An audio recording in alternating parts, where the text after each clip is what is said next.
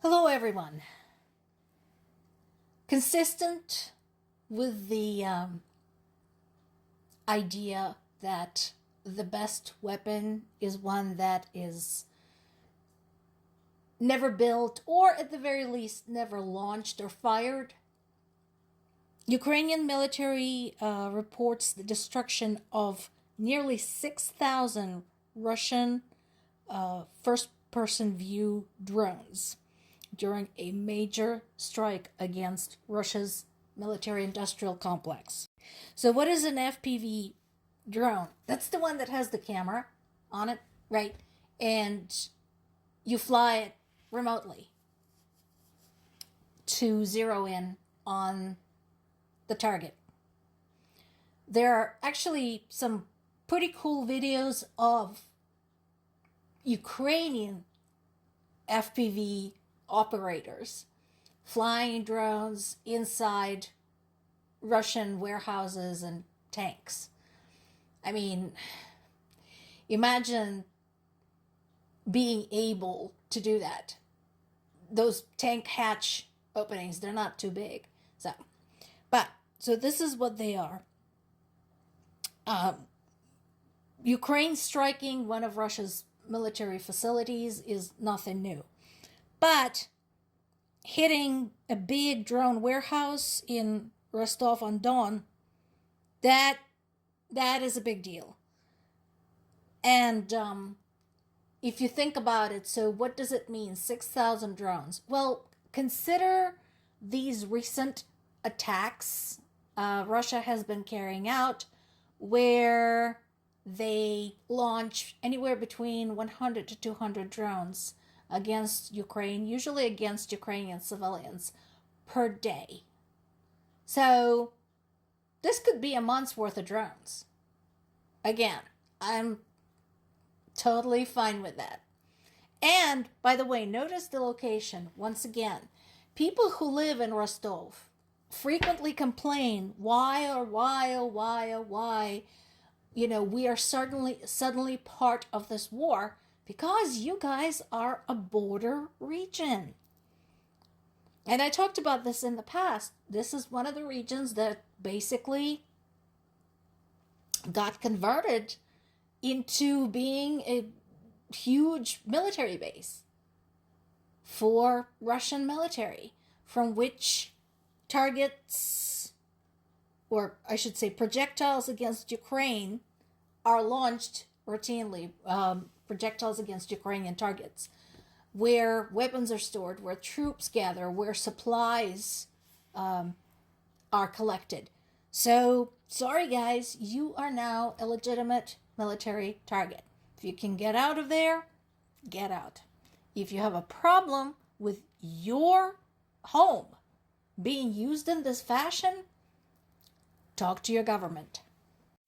Speaking of what constitutes a legitimate target, personally, I think this is long overdue, but I realize that this can create a mixed response. So, what is this all about? Zelensky says Russian energy sites are legitimate targets. Why does he say that? Because the energy sector is a source of fund for the production of weapons. That is true. On a more personal note, as somebody with the family in the war-torn, freezing Zaporizhia, somebody with acquaintances and friends in the war-torn, freezing Kyiv, considering how long Russia has been pounding Ukrainian infrastructure, whether Ukraine can do the same in response should be a moot issue. Self-defense. I know some people are going to say, but won't it make Russians' attacks even worse? Probably. Been there, done that. What are they going to do? Start a war? I'm being sarcastic. So, but I mean, seriously. Why is it okay for Russia to target Ukrainian grid and not okay for Ukraine to do the same thing? This is war. Now, What Ukraine is not doing is targeting actual civilian sites, like schools, like kindergartens, like hospitals, like civilian businesses, and so on and so forth, which is more than we can say about Russia. Speaking of which, there were more strikes against Odessa and Kharkiv overnight.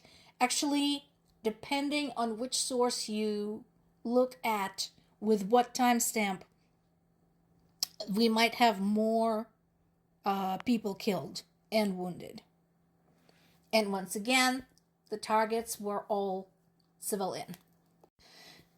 And with this new deadline coming from the US to get it all finished by June, my question remains, and how do you envision that, considering this kind of shit is still going on? Now,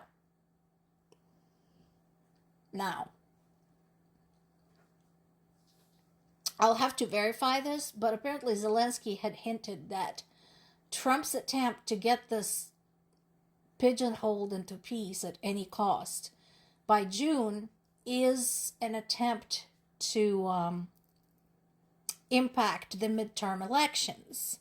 Not going to happen because Epstein files are still a thing. That's not going anywhere, so that's not going to distract anybody. But again, we have complete lack of specifics, complete lack of ideas as to how precisely this is supposed to happen.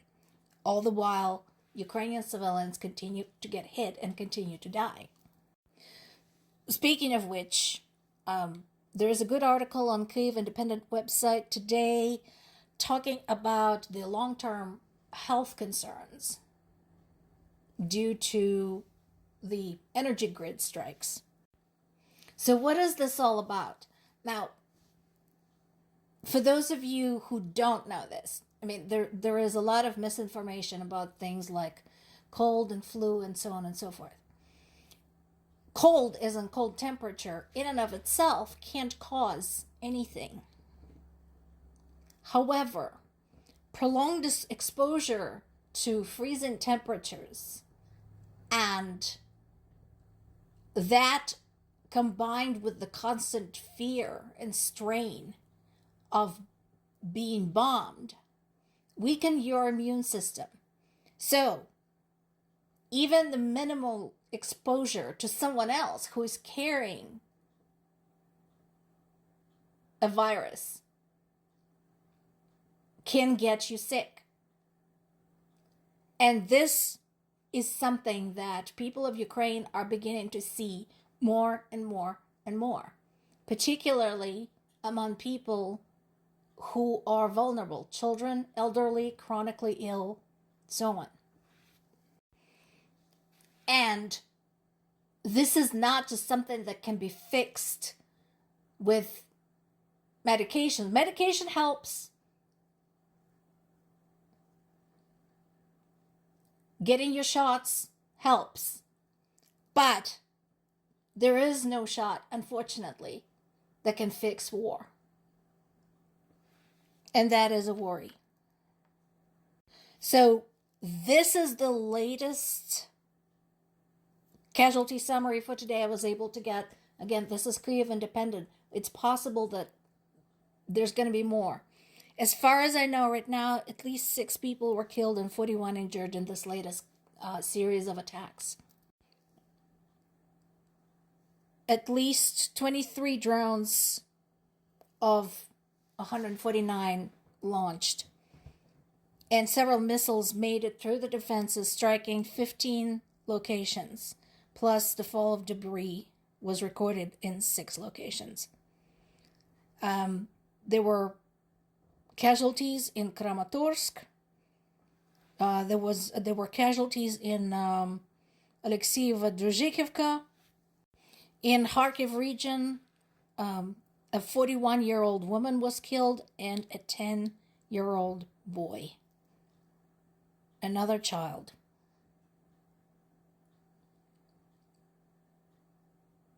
Those are Russian targets. More to come.